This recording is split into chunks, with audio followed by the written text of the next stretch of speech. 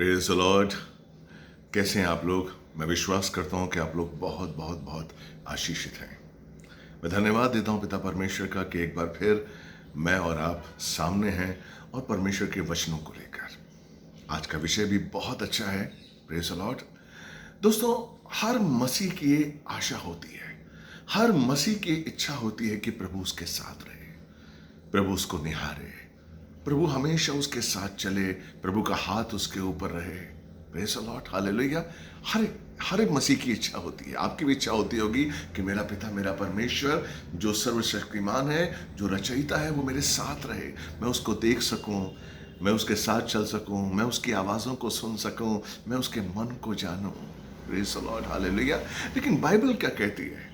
Bible कहती है कि मेरा पिता उनको पसंद करता है जो खुद को पहले जांचते हैं, जो अपने लिए बहुत ही कॉन्शियस होते हैं कि हमसे कोई गलत काम ना हो जाए, हम किसी गलत दिशा में ना जाएं, कोई भी हमारे मन में ऐसा विचार ना आए, कोई भी हम ऐसी बात ना करें जो परमेश्वर के विरुद्ध हो।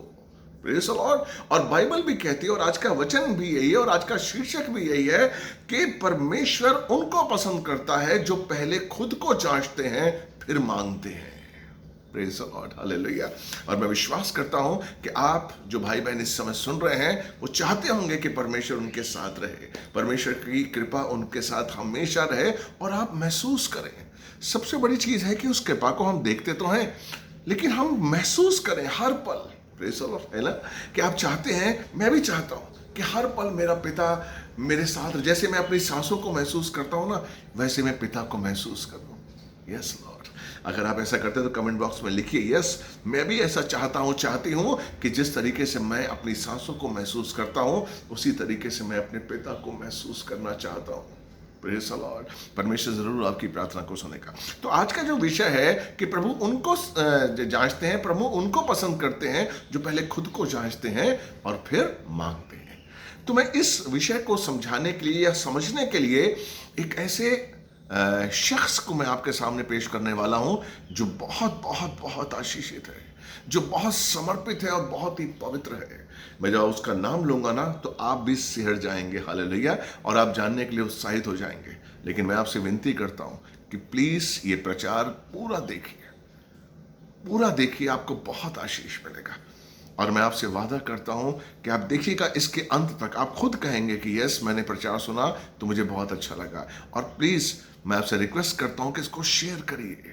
जिन्होंने सब्सक्राइब नहीं किया प्लीज सब्सक्राइब करिए और इस मेरी मिनिस्ट्री को बढ़ाने में मेरी सहायता करिए ताकि हम और वचनों को लेकर आपके सामने आए।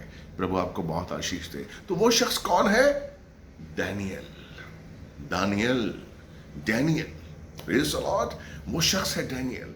आज मैं डैनियल के जीवन से हम बहुत सी बातों को सीखने वाले हैं। डैनियल जो कि एक यहूदी था, जब वो 16 साल का था तब वो बेबीलोन में आया। कैसे आया?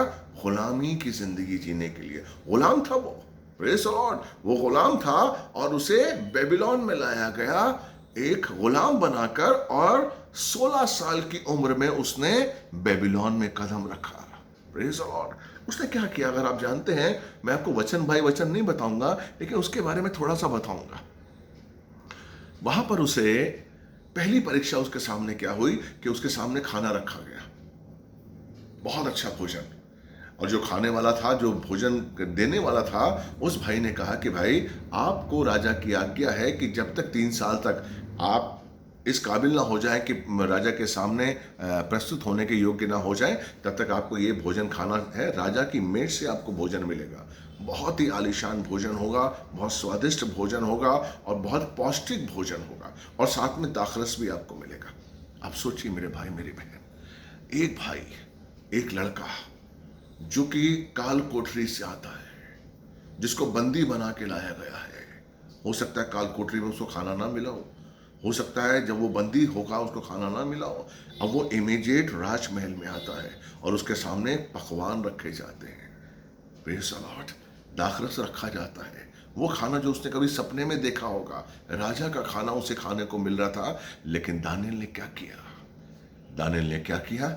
उसने खाना खाने से मना कर दिया। 2 कारण। पहला कारण क्या, कि वो जो खाना था वो मूर्तियों पर, उसको मूर्तियों से शुद्ध करते हैं, मूर्तियों को उसको पहले देते थे, फिर लोग खाते थे। Praise the Lord. इसका मतलब मूर्तियों से अशुद्ध होकर वो खाना आता था, तो डैनियल ने मना करने की ठानी। मैं आपको बता दूं कि डैनियल का जो चरित्र है वो पूरी तरीके से समर्पित था, और उसका आधार क्या था, पवित्रता।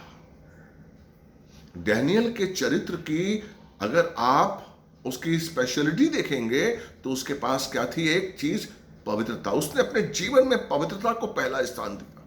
उसने कभी नहीं चाहा कि मैं अपवित्र हूं, पवित्रता के साथ मैं अपने जीवन को बिताऊं। तो पहला उसने कहा कि मूर्तियों से आया हुआ जो खाना है, मूर्तियों को पहले लगाकर हमको खाना दिया जाता है, इसलिए मैं नहीं खाऊंगा। और दूसरा वजह यह थी कि वो जानता था कि मैं गुलाम हूं।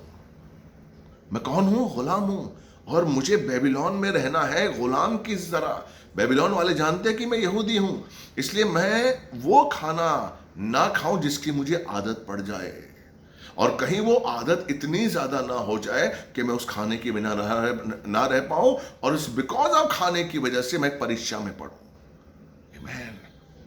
हम कैसी स्थिति में हैं, हम अंतिम समय में हैं, और अंतिम समय में हम जी रहे हैं।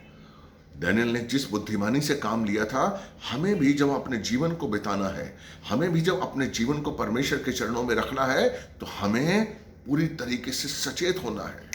हालेलुया। सचेत होना है हमें पूरी तरीके से। हालेलुया। ताकि हम किसी परीक्षा में न पड़ जाए, किसी आदत के हम आदी ना हो जाए। Praise the lord. हालेलुया। किसी आदत के आदी ना हो जाए।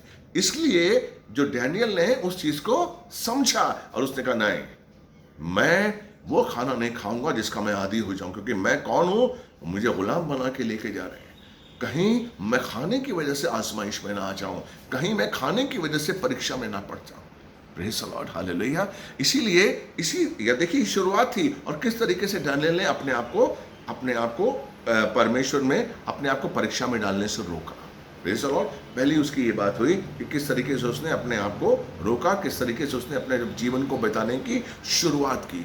आपको बताऊं मैं कि डैनियल ने तकरीबन 70 साल, 70 से भी ज्यादा साल उसने बेबीलोन में बिताए, और एक बहुत ऊंचे पद पर रहा। और ऊंचे पद पर रहा वो हमेशा वो बुद्धि, वो ज्ञान से भरा हुआ था। हालेलुया। क्यों? क्योंकि वो समर्पण में था, क्योंकि वो मांगने से पहले खुद को जांचता था कि मैं परमेश्वर के सामने कैसा रहूं, मुझे परमेश्वर के सामने कैसा रहना है। Praise the Lord. इसलिए वो परमेश्वर को पहला स्थान देता था। हालेलुया। Praise the Lord. हम भी अगर अपने जीवन में परमेश्वर से प्यार करते हैं, हम भी अगर परमेश्वर के चरणों में रहना चाहते हैं, अगर हम चाहते हैं कि परमेश्वर हमारा निगहबान, परमेश्वर हमेशा हमारे साथ रहे, परमेश्वर हमेशा हमें देखे, परमेश्वर हमेशा हमारे साथ रहकर उसकी हमें अगुवाई करे, तो मेरे भाई मेरी बहन, हमें उसी तरीके का जीवन बिताना है जिस तरीके से परमेश्वर चाहता है, चाहे छोटी सी छोटी बातें हों।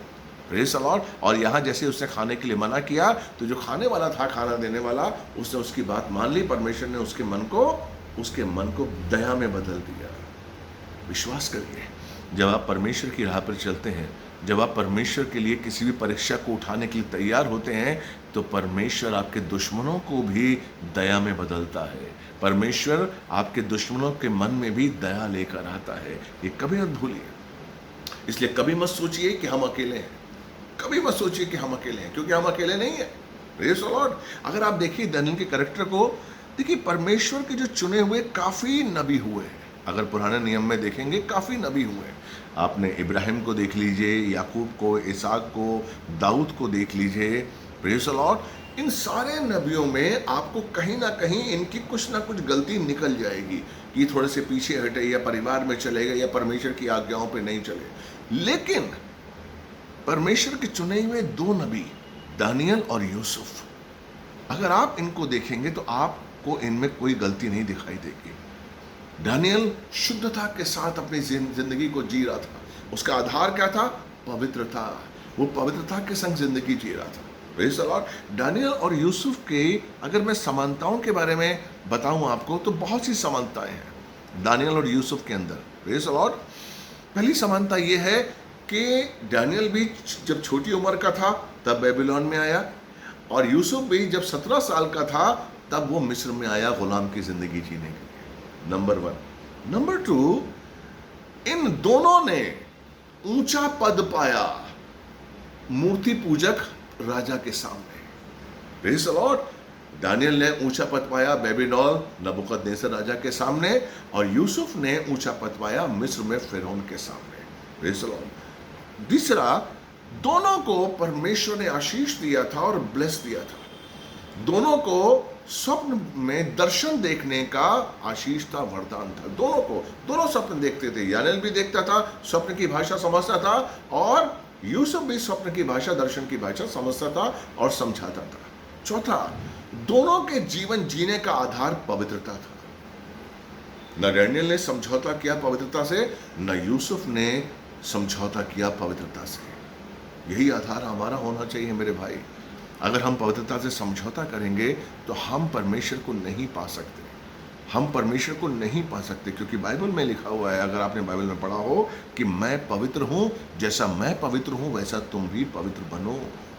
इसलिए उसने अपनी आत्मा हमें दी है ताकि हम पवित्रता के संग उस जीवन को बिताएं जो परमेश्वर चाहता है। Praise the lord, hallelujah, hallelujah, praise the Lord. तो यूसुफ और दानियल में जो समानताएं थीं वो हमें बताती हैं कि किस तरीके से हमें परमेश्वर के दिए हुए जीवन को जीना है। दानियल के द्वारा जो जीवन जिया जा रहा था वही जीवन, मैं आपको सच कह रहा हूं, ये जो उदाहरण है बाइबल से मैं आपको उदाहरण दे रहा हूं, और हमें जो उदाहरण बाइबल के द्वारा मिले हैं, ये क्यों मिले हैं? ताकि हम उन जीवनों को देखें, हम उनके परीक्षाओं को देखें, हम उन संकट को देखें, हम देखें कि उनके जीवन में कैसे उतार चढ़ाव आए थे, कैसे उन्होंने जीवन को चला, कैसे उन्होंने अपने जीवन को चलाया, लेकिन फिर भी परमेश्वर के विरुद्ध काम नहीं किया, फिर भी उन्होंने परमेश्वर को ही अपने जीवन में पहला स्थान दिया। ये बात जरूरी है। और अगर हमारे जीवन का आधार ये नहीं है, हमारे जीवन में अगर ये नहीं है कि परमेश्वर हमारे जीवन में पहला स्थान रखे मेरे भाई मेरी बहन, तो हम बहुत खतरे में हैं और हम कभी भी आजमाइश में आ सकते हैं, कभी भी हम पीछे जा सकते हैं। Praise the Lord. इसलिए बिल्कुल भी हमें पीछे नहीं जाना है। रोमियो 12:1 क्या कहता है, मैं आपके लिए पढ़ता हूं। Romeo 12:1, hallelujah. देखिए उसमें बड़ा अच्छा वचन है शरीर के बारे में, किस तरीके से हमें अपने जीवन को बिताना है। 12:1 क्या कहता है? अतः हे भाइयों, मैं परमेश्वर की दया का स्मरण दिलाकर तुमसे आग्रह करता हूं कि तुम अपने शरीरों को जीवित, पवित्र और ग्रहण योग्य बलिदान करके परमेश्वर को समर्पित कर दो, यही तुम्हारी आत्मिक आराधना है। हालेलुया। क्या लिखा हुआ है? कि तुम अपने शरीरों को जीवित, पवित्र और ग्रहण योग्य बलिदान। ग्रहण योग्य बलिदान से क्या मतलब है? यहाँ पर वचन बताता है कि हमें अपने जीवन को पवित्र करके चलना है। वचन बताता है कि हमें परमेश्वर की दया को कभी नहीं भूलना है। हम कैसे अपने जीवन को पवित्र रख पाएंगे? हम कैसे अपने जीवन को पवित्रता के साथ गुजार पाएंगे अगर हम भूल जाएंगे?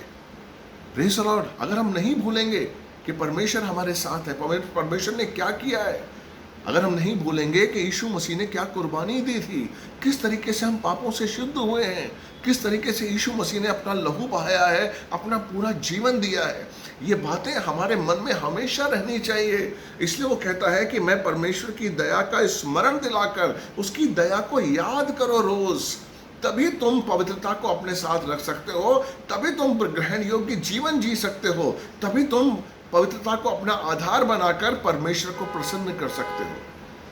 लेकिन अगर आपने याद नहीं किया, रोज सुबह उठते ही याद करिए कि आप पवित्र हैं। सुबह उठते ही याद करिए कि परमेश्वर ने आपको क्या क्या दिया है। सुबह उठते ही याद करिए कि परमेश्वर ने आपको चुना है और चुनकर आपको नियुक्त किया है। सुबह उठते ही जितनी भी उसकी आशीषें हैं उसको मत भूलिए मेरे भाई मेरी बहन। रोज हमें उन आशीषों को याद करके अपने अंदर रखना है। रोज हमें उन आशीषों के साथ अपने जीवन का आनंद लेना है, क्योंकि वही आशीषें हमें आनंद देती हैं और सच्चा आनंद उन्हीं आशीषों में है। Praise the lord, hallelujah. इसलिए जो यहाँ पर रोमियो की पत्री में शाऊल लिख रहा है, पौलुस लिख रहा है 12:1 कि इस प्रभु का स्मरण दिलाकर तुम ये उसकी दया को याद करो और ग्रहण योग्य बलिदान यानी कि सबसे उत्तम चीजें दो प्रभु को। प्रभु को कौन सा बलिदान ग्रहण योग्य होगा? हम क्या दें जो प्रभु ग्रहण करेगा? हमारे जीवन का सबसे उत्तम भाग, सबसे उत्तम हमारा समय, सबसे उत्तम हमारा जो भी चीज है, सबसे उत्तम हमारा आशीष, हमारा दशांश, सबसे उत्तम हमारे जीवन में जो जो उत्तम चीजें हैं वो हम परमेश्वर को दें। Praise the Lord. जब हम अपनी उत्तम चीजों को देंगे, अपनी उत्तम चीजों को जब परमेश्वर के चरणों में देंगे, वो उसे ग्रहण करेगा। और यही हमारी आत्मिक आराधना है। Hallelujah, praise the Lord. यही है आराधना। क्या है? हम आत्मिक आराधना को कैसे महसूस करते हैं कि हमें जीवन में उत्तम चीज देनी है परमेश्वर को, क्योंकि उसने सबसे बड़ा उत्तम चीज हमें दी। अब उसने अपने इकलौते पुत्र का बलिदान हमारे लिए किया है, ये मत भूलिए। इसलिए हमें भी अपने जीवन में, अपने जीवन से उत्तम चीजों को परमेश्वर के चरणों में रखना है। उत्तम चीजें, आपको बहुत सी अच्छी चीज लगती है, परमेश्वर के लिए कुर्बान करिए। यस यस, नहीं, मेरे पिता के लिए, मेरे प्रभु के लिए अपने आप को कुर्बान करिए। अगर आप कुर्बान करेंगे तो परमेश्वर का आशीष मिलेगा। अगर मैं आपके लिए नीति वचन का एक भाग पढ़ूंगा, नीति वचन, हालेलुया, नीति वचन का 22 का 11 अगर मैं आपके लिए पढ़ूंगा तो उसमें लिखा हुआ है कि जो हृदय की पवित्रता को प्रिय जानता है और जिसके होठों में मधुरता है, राजा भी उसका मित्र बन जाता है। याद रखिए, जिसके हृदय में पवित्रता को, जो अपने हृदय से पवित्रता को प्रिय मानता है। आप अपने धन को प्रिय मानते होंगे, आप अपने घर को प्रिय मानते होंगे, आप अपने मिनिस्ट्री को प्रिय मानते होंगे, लेकिन सबसे ज्यादा प्रिय हमें किसको मानना है? अपनी पवित्रता को, परमेश्वर की दी हुई पवित्रता को, परमेश्वर की दी हुई आशीषों को। जब हम उसको पवित्र मानेंगे और दीनता दिखाएंगे, अपने होठों से मधुरता, हमारे होठों से दीनता, हमारे होठों से मधुरता ही बरसना चाहिए, तो राजा भी उसका मित्र हो जाता है। Praise the lord, hallelujah. तो सोचिए कि परमेश्वर क्या चाहता है आपसे? पवित्रता। सिर्फ शारीरिक नहीं कि हम शरीर से दिखाएं कि हम पवित्र हैं, उपवास करें, लेकिन हमारे दिल में अपवित्रता है। नहीं मेरे भाई, हमें अपने दिल से पवित्रता को अपने जीवन में लाना है। दिल से, दिल में कोई भी ऐसा विचार ना आए जो हमको अपवित्र कर दे। अगर कभी भी ऐसा आता है, मैं आपको बताऊं, अगर आपके जीवन में कोई ऐसा विचार आता है, अगर आपके मन में कोई ऐसा भाव आता है जो आपको अपवित्र करता है, तो बाइबल कहती है 2 कुरिन्थियन 10:5 कि आप उन विचारों को, आप उन कामों को यीशु मसीह का गुलाम बना सकते हैं। लिखा हुआ है 2 कुरिन्थियन 10:5। अगर मैं आपको बता रहा हूँ, क्योंकि कई मेरे पास फ़ोन आते हैं जब आप लोग कहते हैं कि साहब ऐसी ऐसी चीज़ है और हम नहीं पढ़ पा रहे हैं बिकॉज हमारे मन में गलत विचार आते हैं। तो गलत विचार किया गया। तो 2 कुरिन्थियन 10:5 में आपके लिए पढ़ता हूँ, हम परमेश्वर के ज्ञान के विरुद्ध उठने वाली कल्पनाओं और प्रत्येक अवरोध का खंडन करते हैं और प्रत्येक विचार को बंदी बनाकर मसीह का आज्ञाकारी बना देते हैं। आपके पास वो अधिकार है कि आप उस गलत विचार से कहें, आप उस गंदे विचार से कहें जो आपके अंदर आया है, जो शैतान ने डाला या किसी ने डाला है। ऐ गलत विचार, ऐ गंदा विचार, इसी समय तू मेरे शरीर से निकल, मेरी बुद्धि से निकल, मैं तुझे यीशु मसीह का गुलाम बना देती हूँ, मैं तुझे यीशु मसीह का गुलाम बना देता हूँ। और उसी समय वो विचार, वो गलत विचार उसी समय निकल जाएगा आपके शरीर से, क्योंकि आपके पास वो अधिकार है। इसलिए हमें अपनी पवित्रता को नहीं खोना है, बिल्कुल नहीं खोना है। हम खो देते हैं। बाइबल कहती है, वचन कहता है कि हमें मांगना नहीं आता है। देखिए, याकूब की पत्री ने बड़ा ही अच्छा उदाहरण दिया है। याकूब की पत्री 4:2 और 3 में आपके लिए पढ़ूंगा कि देखिए, हम मांगते हैं लेकिन हमें मिलता नहीं है, हम पाने की लालसा करते हैं लेकिन फिर भी नहीं मिलता है। तो याकूब की पत्री कहती है ऐसा क्यों होता है? ध्यान दीजिए, तुम लालसा तो करते हो पर पाते नहीं, इसलिए हत्या करते हो। तुम ढा करते हो और जब प्राप्त करने में असमर्थ होते हो तो लड़ने लगते हो, तो लड़ते झगड़ते हो। तुम्हें इसलिए नहीं मिलता क्योंकि तुम मांगते नहीं।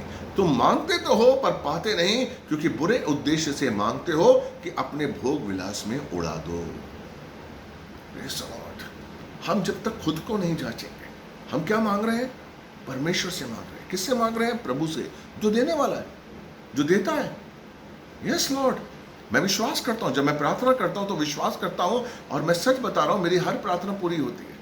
परमेश्वर मुझे हर चीज देता है, उसका बड़ा ही कृपा है मुझ पर, क्योंकि मैं मांगता हूं उसकी इच्छा के अनुसार। Praise the Lord. जब मैं जांचता हूं, मैं जो मांग रहा हूं, क्या मैं इस मांगने के योग्य हूं? क्या कहता है कि तुम लालसा तो करते हो पर पाते नहीं, इसलिए हत्या करते हो। किस चीज की हत्या करते हो? तुम अपने पवित्रता की हत्या करते हो, तुम अपनी मासूमियत की हत्या करते हो। जब आप मांगते हैं और नहीं पाते हैं, आप हत्या करते हैं अपनी मासूमियत की, अपनी पवित्रता की, अपनी शांति की हत्या करते हैं। आप हत्या करते हैं, आप अंदर से अशांत हो जाते हैं। हमें किससे मांगना है? परमेश्वर से। हमारे अंदर पवित्र आत्मा के 9 फल होने चाहिए। जब हम मांगे, हम विश्वास करें कि वो हमको देगा और विश्वास करें कि वो चीज हमको मिल गई है। लेकिन अगर हम हत्या करते हैं, याकूब की पत्री कह रही है कि तुम हत्या करते हो, तुम डाह करते हो, तुम सही तरीके से नहीं मांगते हो, इसलिए तुम्हें नहीं मिलता है। तुम्हारे मांगने में घृणा है, तुम्हारे मांगने में हवस है, तुम्हारे मांगने में पवित्रता का आशीष नहीं है। तुम्हारे पास पवित्रता का आशीष नहीं है। तुम्हारे पास पवित्रता है लेकिन तुम उसको यूज नहीं कर रहे। जैसे नीति वचन 22:11 में क्या कहा कि अगर तुम्हारे हृदय में पवित्रता का आशीष होगा और तुम्हारे होठों पे मधुरता होगी तो राजा को भी तुम अपना मित्र बना लोगे। इसका मतलब तुम्हारे अगर हृदय में पवित्रता होगी और तुम्हारे होठों पर अगर मधुरता होगी तो तुम राजा से मांगोगे और तुम्हें राजा दे देगा।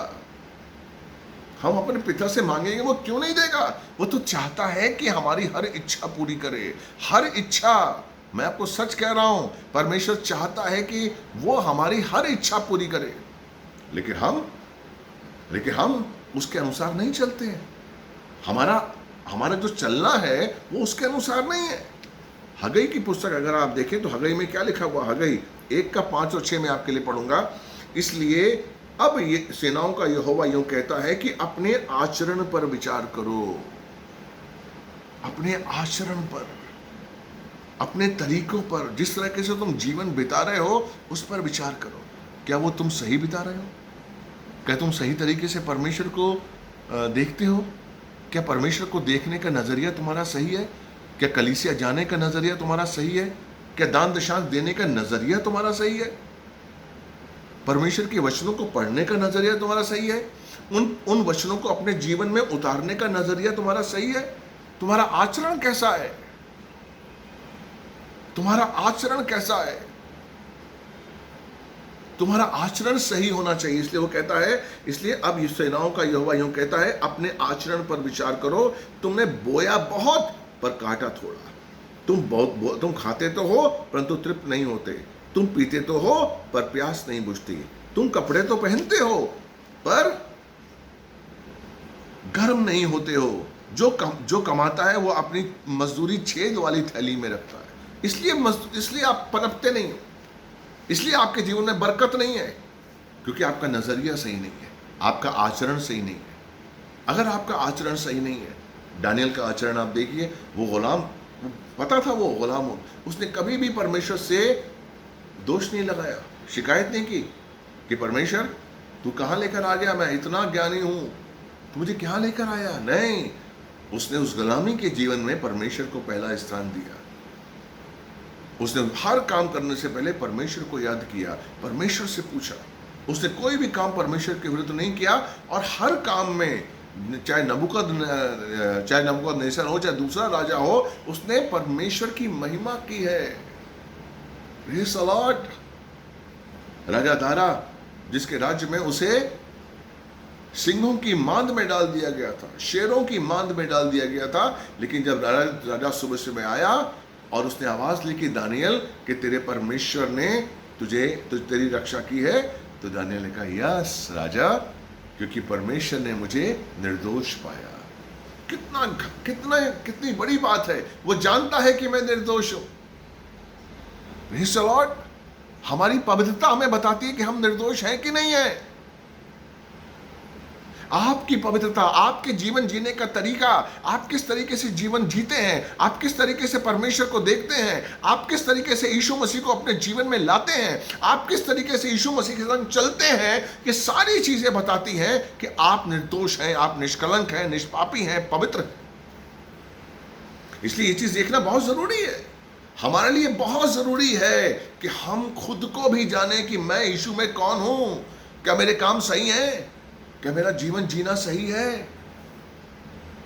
Praise the Lord. क्या मैं घर में सही वातावरण लेकर चलता हूँ? क्या मैं अपनी पत्नी से, अपने पति से, क्या अपने बच्चों से, अपने पासवान से, अपने अगुओं से, क्या मेरा सही रिश्ता है? क्या मैं सही तरीके से उनसे बातें कर रहा हूँ? Praise the Lord. बहुत ज़रूरी है। हम छोटे से छोटे आदमी को पूरी ईमानदारी के संग उसकी इज्जत दें। हम एक मसीह बनकर, दानियल क्या पूरा मसीह था, परमेश्वर की आत्मा उसमें वास करती थी। नबूकदनेस्सर कहता है, हालेलुया, बाइबल कहती है। Praise the Lord. इसलिए मेरे भाई, मेरी बहन, हमें पूरी ईमानदारी के संग अपने आचरण को देखना है और पहले हमें कुछ भी मांगने से पहले उसको प्रसन्न करना है कि हम उस योग्य हैं। वो तो देगा, सब कुछ देगा मेरे भाई, लेकिन हमारे मन जो है पवित्र रहे, परमेश्वर के योग्य बने। और जब हम मांगे तो आनंद और उल्लास हमारे मन में होना चाहिए कि हम अपने पिता से मांग रहे हैं। और आप विश्वास करिए, जब आप अपने पिता से मांगेंगे वो आपको देगा। वो कभी भी ना नहीं कहेगा, क्योंकि वो आपसे प्यार करता है। उसने आपके लिए अपने इकलौते पुत्र का बलिदान दिया है। आपको पाने के लिए उसने अपने इकलौते पुत्र को स्वर्ग से धरती पर भेजा है। वो आपसे बहुत प्यार करता है, ये कभी मत भूलिए। यीशु मसीह आपसे बहुत प्यार करता है और यीशु ही है जो सर्वस्व है, यीशु ही है जो जीवन है, यीशु ही है जो हमें मार्ग दिखाता है। इसलिए उसके बिना कोई नाम इस धरती पर नहीं है।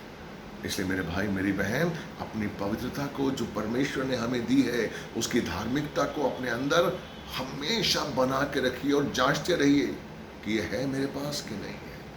Praise the Lord. मैं आपके लिए प्रार्थना करता हूँ।